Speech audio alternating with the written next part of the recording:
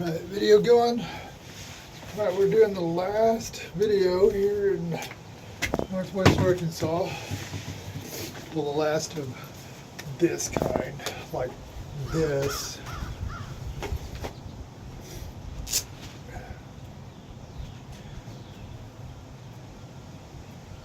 And life is so funny how you perceive something to be one way. You plan, you strategize, you got all your ducks in a row, and the reality is like, bam!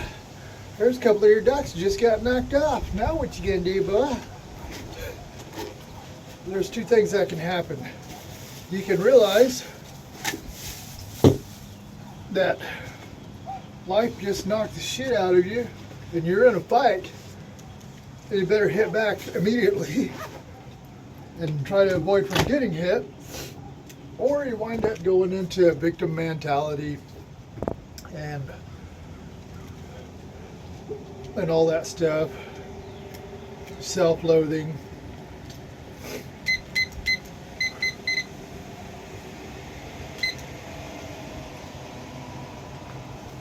It's one of the groundskeepers, super cool dude. I'm assuming he's a super cool dude. I haven't met him per se.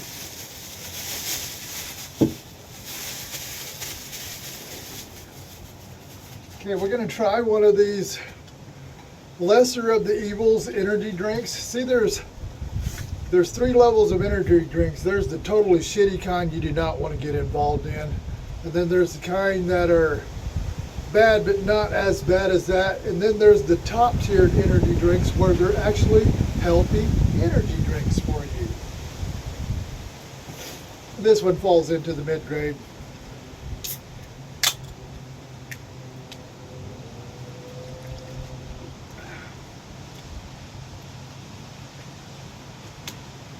Just as I suspected, it tastes like plastic pineapples. Smells fantastic.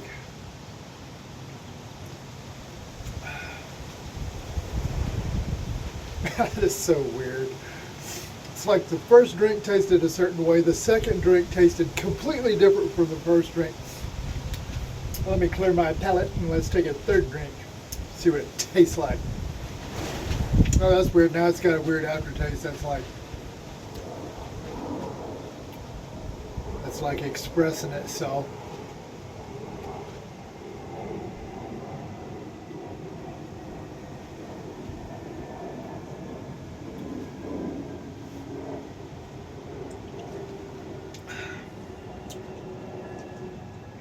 And that third drink, that tastes completely different from the first two drinks.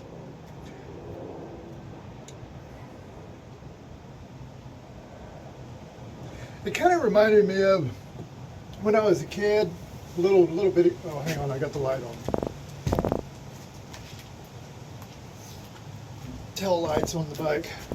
It reminds me of like when I was a little kid. Be like hungry and there would be no food. It'd be like a little box of powdered Jello that wasn't made. Open up that box and take a spoonful out of that powder. That's what it reminds me of.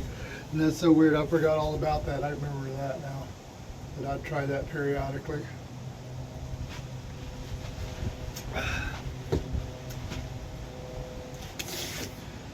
All right.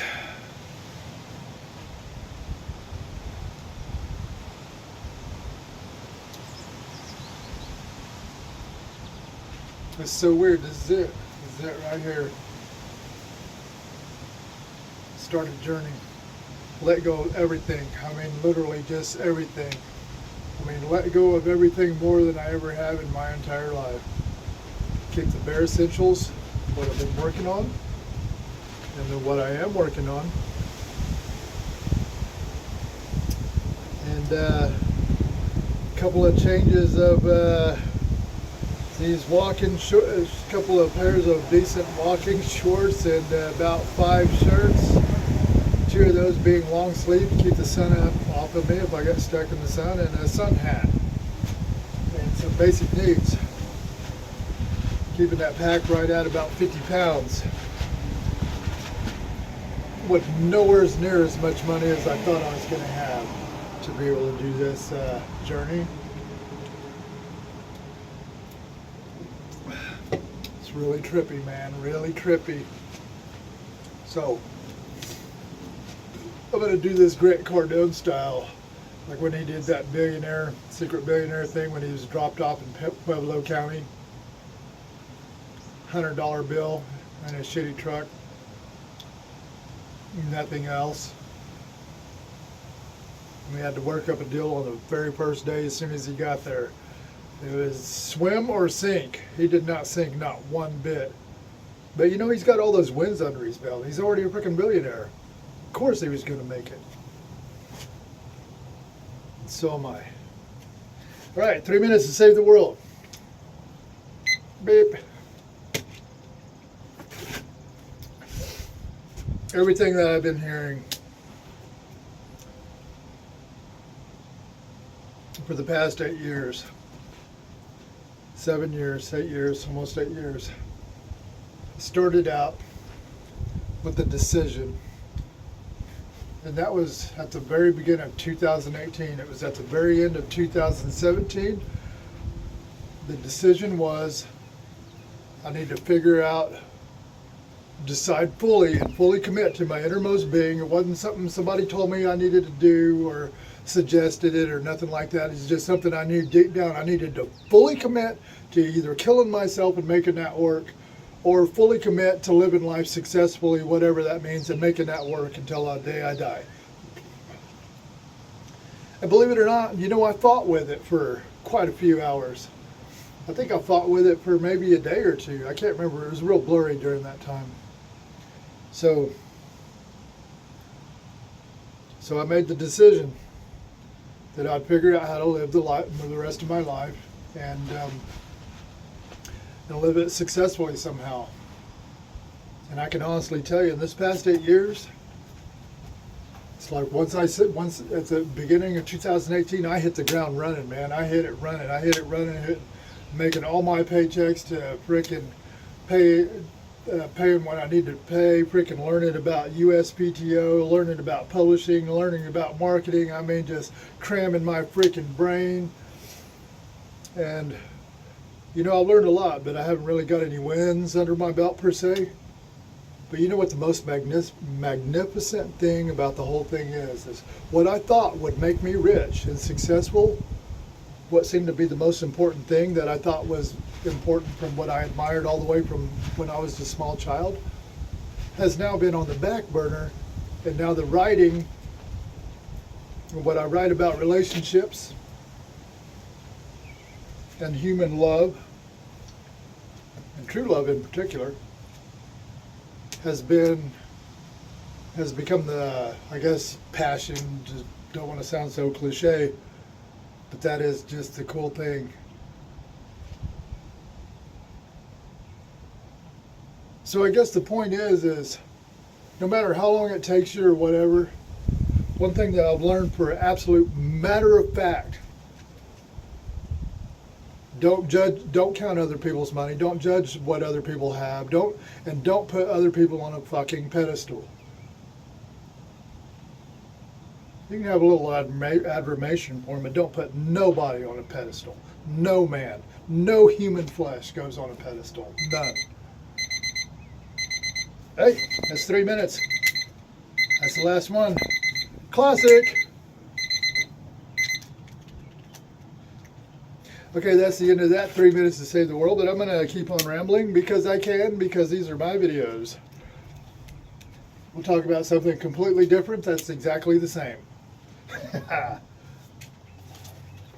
You know, it was Eddie Pinero. He said, one time he was talking, man, I tell you what, that guy says a couple of things here and there. I have an admiration for him. I don't have him on a pedestal like I used to. I did kind of have him on a pedestal there for a bit. But he talks about, you know, there was the last time when you and your friends, when you were boys, when you played. There was the last time you played together. You know, like played like cars in the dirt or whatever, played outside. And it was And that has struck me always so profound. But anyways, the very last night at stage 4376 the other night, one of the few people I talked to, and I mean few, because I'm very guarded on what's coming out of people's mouths and how they're living. Unless they're a really elderly person or a freaking child, got no excuse. Anyways, me and one of the young bosses, Walmart's good about taking up young bosses. Anyways, we got to talking about that. How there's the last time, people play. Like amongst girls and sisters and cousins, there was a last time they played Dollhouse. And there was a last time they played dolls. And it's like, what would it have been like if they would have been able to say, this is the last time we're playing dollhouses together? Be at whatever age you was, 10 or whatever. And, or this is the last time we're going to get down in the dirt and play Hot Wheels and little cars in the dirt. But you know what? That whole day, the last day on stage 4376, I did like a tribute on pretty much everything I did. And everything I did, it was like, this was the last time we're going to do this. This is the last time. And it was good. And by the end of the night, by the time I did the last thing of everything, I was getting kind of sentimental. Kind of sentimental. And I got to talking to Michael, that boss. I was getting kind of sentimental there too. I kind of feel kind of sentimental right now, like I can drop a tear real easy. But anyways, we were talking about that. And we both got sentimental. Our eyes were getting watery and stuff. We was talking about that. It's like, dude, I looked at him and I go, if I die before we meet again, let it be known it's been a pleasure serving with you. And we both got teary-eyed on it. He's like, I'm having a hard time keeping my composure. I thought that was so cool, man. It's so cool. See, that's a part of mindfulness and emotional health. See, that's a good, healthy, psychological, emotional, personal person that can tell you what they're feeling as in real time as it's happening, instead of trying to suppress or say it isn't so or freaking ignore it. And yeah, there's a lot of stuff out there about the freaking hustle culture and discipline. And I believe there is an absolute right way and a wrong way to be doing that, especially according to your age, your psychological, emotional facilities, what you're in, what you came out of.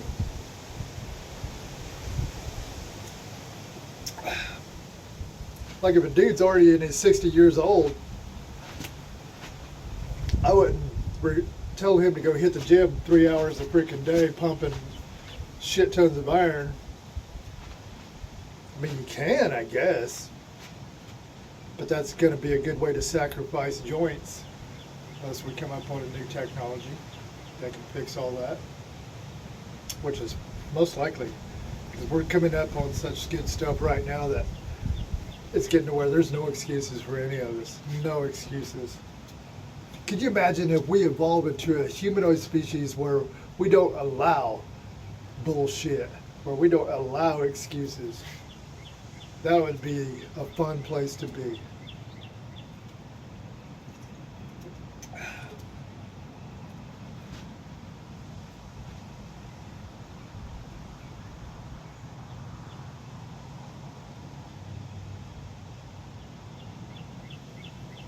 And also, it goes into a fine line in between allowing excuses and letting somebody express what they're going through. Because sometimes the sadness and a hurt, it could come in a wave or a few waves, and you just got to ride it out.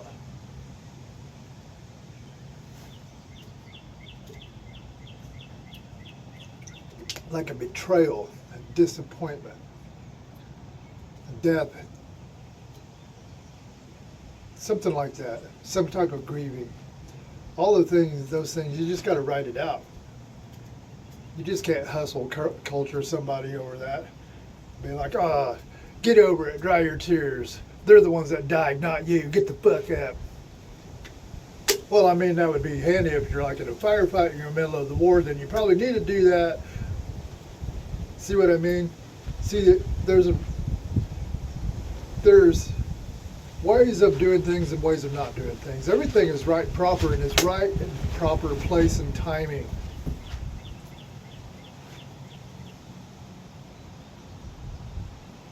Like this one couple out in Las Vegas, they got this thing they do, it's called Fuck Your Mood or whatever. And it's like, no, not fuck my mood. Or anyone else's, for that matter. But don't let your feelings and your mood govern your entire damn life. So I agree with that. I agree with discipline. I agree with doing what you need to do. Stick to your habits, stick to your word. Stick to your word to yourself. I think that is the key right there. For the past 3 years, well, no, especially this past 112 days to be approximate, it's like I pressed in real hard on this one thing, and that is keeping every single word to myself the best I can. Day, afternoon, night, morning, every bit of it. If I write the schedule out for the day, I set the schedule from the time I wake up, the very moment there's consciousness in my eyes and my face, that in first thought has already been set. All the way through the day and all the way into the evening, all the way into bed, into going to sleep, and the seeds that go into my mind as I'm sleeping. Now, having said that, once you start doing something like that and you realize, it's like that schedule you set for yourself, that word you tell yourself, you say, okay, I'm going to read 15 minutes on this one book, or okay, I'm going to put 45 minutes on this one book, okay, I'm going to do an hour on this one paper, or I'm going to do 2 hours on this paper, or I'm going to do 3 hours on this. It's like stick to it. Set the timer, stick to it on each one. Stick to it, be approximate. And it's like the more you do this, the more you realize, it's like, son of a bitch, that's the freaking key right there, man. That's one of the huge missing keys. And it's like the more I've done this, I have got a success in me that feels like, to me on the inside, that's like when I finally figured out how to quit smoking cigarettes, when I finally got that resolved. It was the easiest thing I've ever fucking done. Excuse my French. What I meant to say was, it was the easiest thing I ever fucking done. So, but that feeling of that victory, you know, that victory feeling of being a non-smoker and being a pathetic cigarette addict for 33 years in a row from the time I was a little kid, and what, that victory of figuring out what it was, the wrong beliefs I had in my mind, and getting that out of my head, and seeing how the brain works and how my mind took on the bullshit that every time I lit up, I was reinforcing the bullshit lies of myself, that it relaxed me when it did not. It was only, the only thing it was doing was it was pacifying the fact that the nicotine in my blood was getting low and I needed to replenish it. That was the only thing it was pacifying. But every time I smoke and be around other smokers, they all lie to themselves and say, it's that it relaxes me. It's like, no, it's you're caught in a freaking loop. And see, by that thing, it's like you do that 33 years in a row, it's so strong in your mind that you need it to relax. That you need it, you want it, it helps you. And the thing that makes it so hard to quit is you got it reinforced in your head that you're losing something so valuable and so good because it helps you relax. Once you squash that lie, like me, it took me 12 hours flat. Boom, it was done. That shit was cut out of my life. That's been 5 years ago. It happened so quickly, I can't even tell you the date it happened. I can just tell you it's been like 5 years ago. It was either 2020 or 21. It was that quick, that fast. It was like boom. It's like boom. It's like it's as if I'd never smoked in my life. Never have a wanting for it. Never have a craving for it. People say, "Oh, you're strong-willed and you're just strong. No, it's not. It's because I figured out the bullshit that was in my psychological programming, in my subconscious, and then I squashed that and rewired it with the truth. And once I got it rewired with the truth, then the only thing I had to combat was the 3 days of withdrawal, the physical, because that is, and then the withdrawals of psychological, which only took about 7 days. And that's it. That's it. 33 years. Bam. Easy cheesy. Too fucking easy. Excuse my French. But anyways, that feeling right there, I have that feeling right now so strong with keeping my word to myself and where I'm at and what I've learned and all the failures I've had, the thousands of dollars I've lost in self-publishing, the bullshit freaking high interest loans I took out and got trapped in and still trapped in because thinking, oh, once we get this product going and that product going, it won't matter because I'll have this money going in, and then plus me working a regular job, yeah, I'll just pay all that shit back, no problem. No. No. That last project would have been really cool.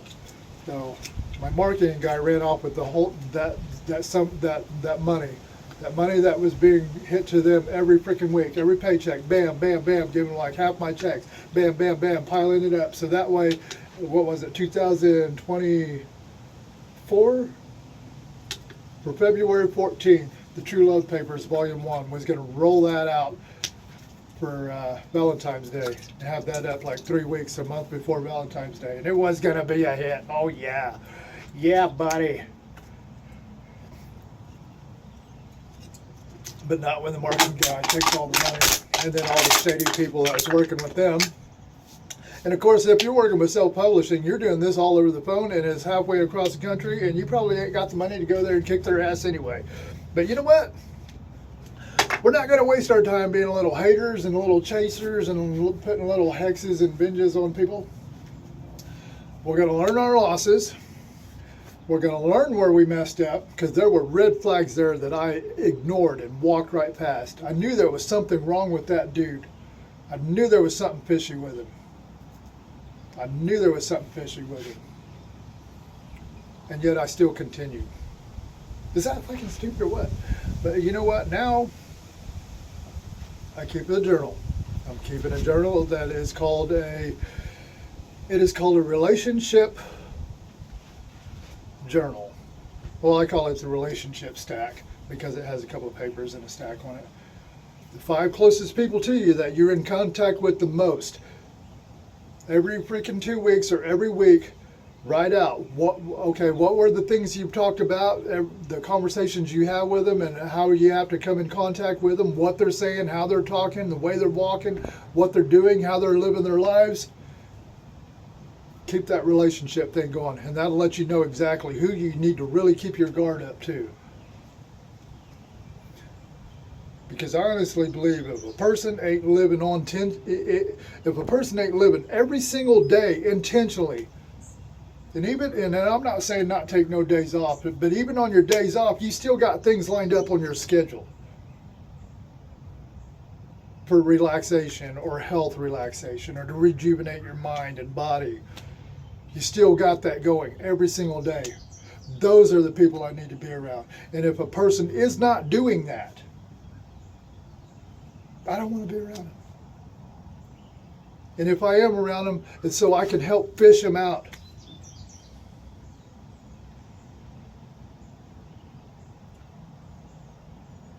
Right now, all over the United States, we got these Hoovervilles all over our cities. You know what Hoovervilles are? You remember, like back in the Great Depression and stuff. You know, they were called Hoovervilles.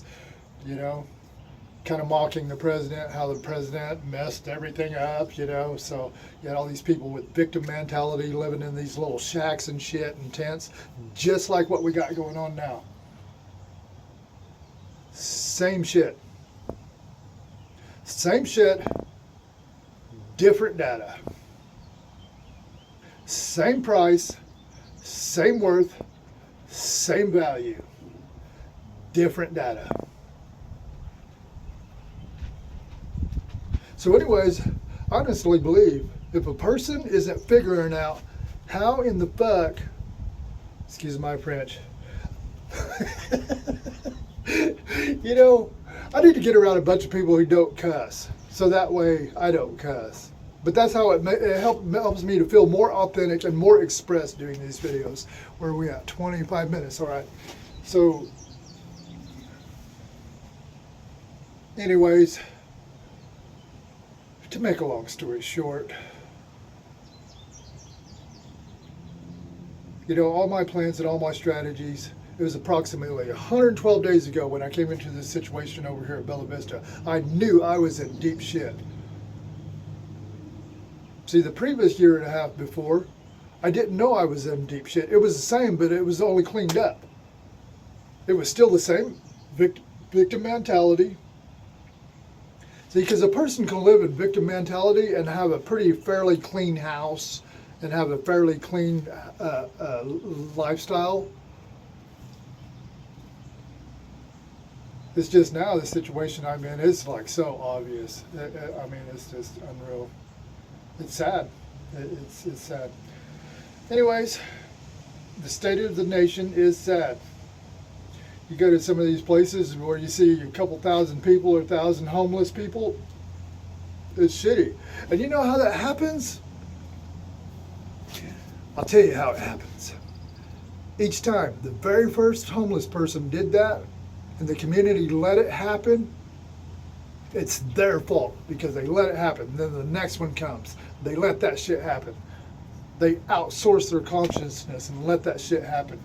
No, it's like, first time that happens, that person should be given the option, aka kind of like an ultimatum, because it more or less is, it's like, hey, dude or dudette, hey, we're going to help you build your life back up, but you need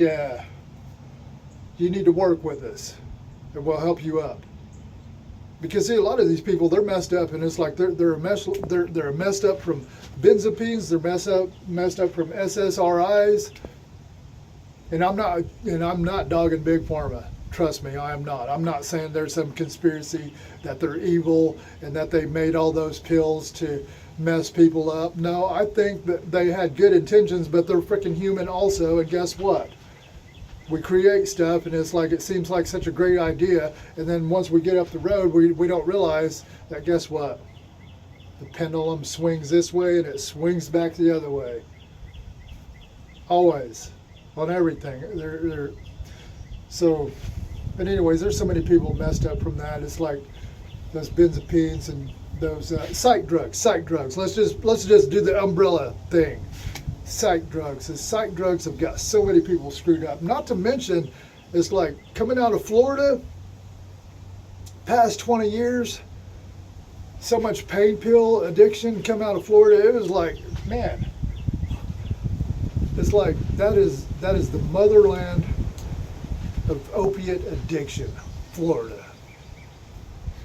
Pain pills. And you know what makes it so crazy is because those doses of pain pills, those Percocets, Percodans, I mean, you name it, all of them, the generic ones, all of them, they're all great. And you know what, they're so great, they make you feel good, they take away your pain, and they make you feel alive and alert.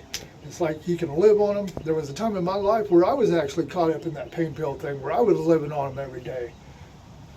I can see how a person can go years and years on that and till they die. But am I knocking it? No, I'm not. Am I knocking alcohol? No, I'm not. Am I knocking any other kind of mind-altering substance? No, I'm not. But I believe there's a proper way of doing things and an improper way of doing things according to the human psyche, and that's going to vary on the person stuff. That's like alcohol.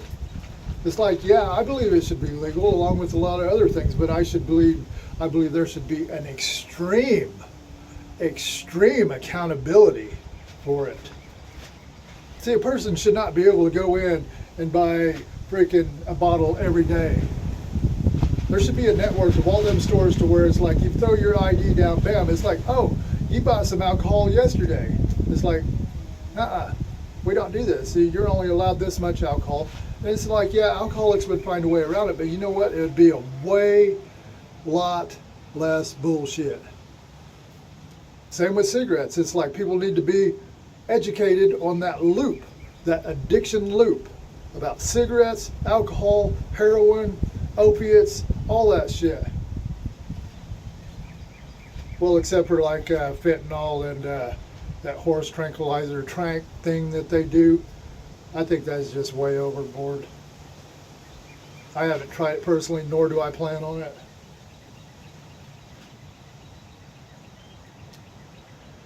But who knows? We got to pioneer these things out, apparently. Anyways, life ain't all gloom and doom. Yes, this is the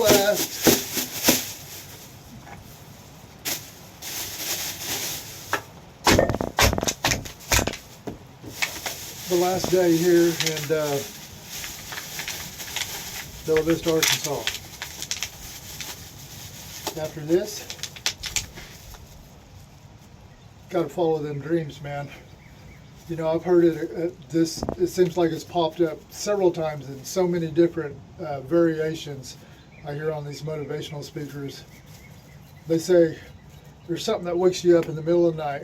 You tumble out of bed, you write it down or whatever. It's like that is what you got to pursue. It's like, well, shit. If that's what I got to pursue, then. And if you don't pursue that, these people are saying you will never be happy. And you will live in regret because you didn't at least try. So, looks like we're going down into the motherland.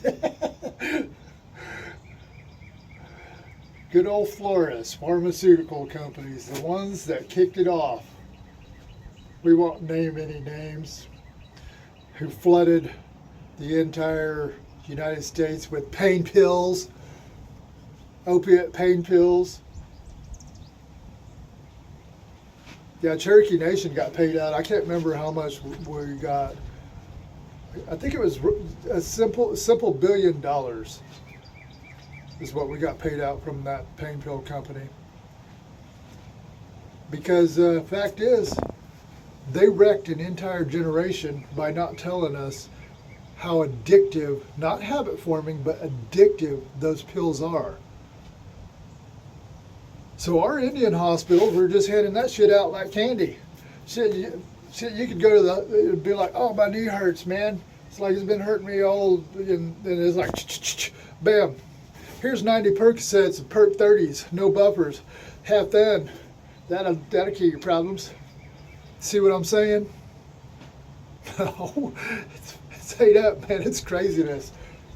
But you know, we're all in this together. We are all in this together. We got to work it out. We got to work it out, man. We got to work it out. We've made it 250 years. We've hit some really good licks on it. I think the best one was after World War II. I think that was the best time. I think in between the 50s, 60s, 70s, 80s, and 90s. I think that was really good. But even then, I think we were still propped up with too much false virtues and programming that kind of overshot the mark. Then introduced nowadays the internet, stuff like that, unforeseen things we've seen of the human psyche. So now, this is what we got now. We got the Hoover bills. So, having said that, see you in the funny papers.